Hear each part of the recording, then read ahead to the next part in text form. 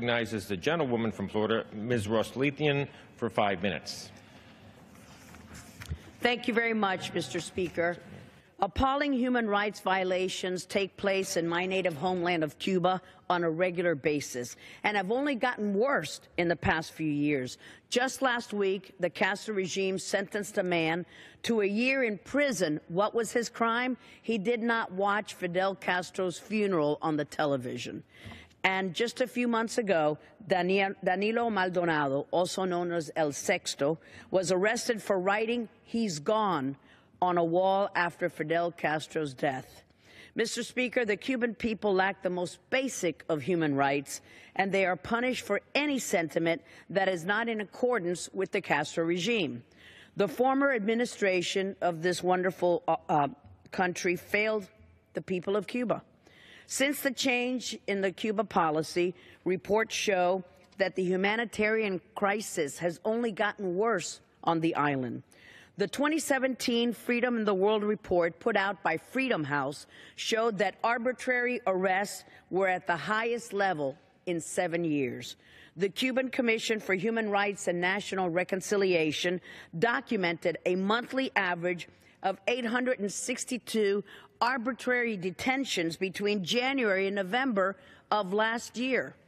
Raul Castro tries to silence the Cuban people by subjecting human rights defenders, journalists, peaceful protesters to arbitrary and short-term detentions. Castro also tries to cut any relation between the opposition and outside groups. Just last week, Mr. Speaker, Luis Almagro, the Secretary General of the Organization of American States, the OAS, was denied entry to Cuba. He was to receive the first Osvaldo Payá Liberty and Life Award. Payá was a human rights activist murdered by the Castro regime just 5 years ago. Almagro was to be presented with the award by Payá's daughter, but the Castro regime called this, quote, an unacceptable provocation, end quote, receiving an award. Similarly, the former education minister of Chile denied entry to Cuba. A former Mexican president denied entry to Cuba simply because they planned to meet with true human rights activists and defenders on the island. I challenge these U.S. congressional delegations that go to Cuba to march with the ladies in white on any given Sunday. Here they are. Here are their faces. Will they be brave enough to do so, to march with these defenseless ladies? Or do they just want to junket to glamorize Cuba?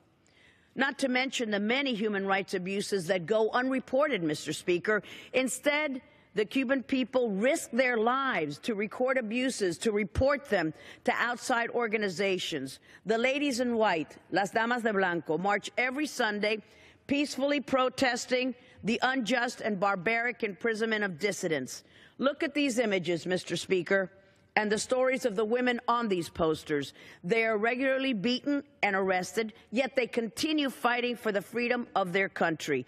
Protesters like Xiomara de la Mercedes Cruz Miranda, who has been in prison since April, or Maria del Carmen Cala Aguilera, in prison since April of 2015, or like Juana Castillo Acosta, who was beaten in her own home and then sentenced to 5 years in house arrest. And there's so many women to highlight, so I'll flip the posters. Here are some other faces and other names. Yunet, Marieta, Jacqueline, Marta, Aymara Nieto Muñoz, right over here. Just a handful of the many women who are in prison today in Castro's gulags. Mr. Speaker, these are just a few of the many who are persecuted daily for opposing the Castro regime. That is their crime. They are simply tossed in jail in Castro's effort to silence the people.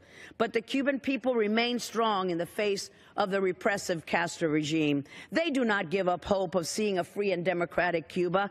I see that same hope, Mr. Speaker, in the eyes of my constituents, Cuban Americans like me and my family, who were given the opportunity to create a life in a country, our country, that stands for everything that Castro is against: freedom of speech, assembly, petition, the rule of law, and democracy. Mr. Speaker, we must stand with the people of Cuba. We must stand against the Castro regime that seeks to benefit only itself. We must give the Cuban people hope and commit to help them achieve freedom and democracy. It is the duty of the new administration to review the previous administration's failed policy and start working for the people of Cuba and against the Castro regime. Thank you, Mr. Speaker.